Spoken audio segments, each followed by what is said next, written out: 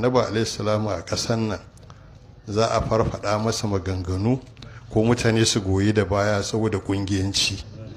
Wannan abin akwai tashin hankali, akwai tsoro.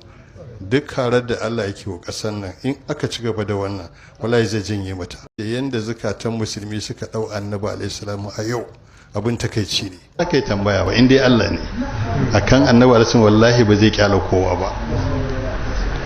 Yanzu lokacin da wani bawan Allah ya tinkasa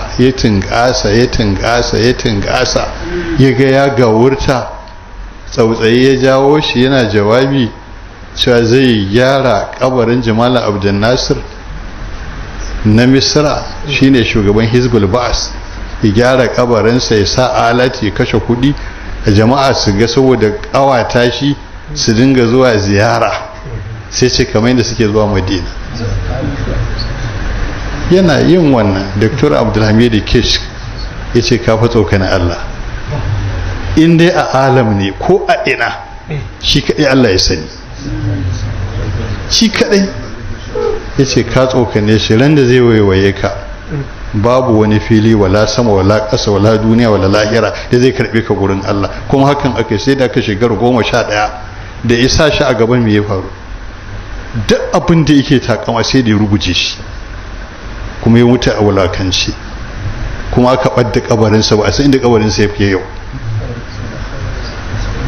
To kowaye Allah ya shirye zai mara wannan, ba zai fasa ba.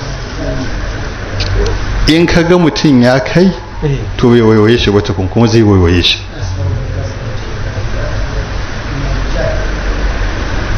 Zai waiwaye shi. Amin. Allah ya mana magani, gode mai hankali ya nuna wa Allah ba hannunsa irin wannan hayaniyar, kuma kada Allah ya kama mu da wato bima fa Allah subhanahu minna.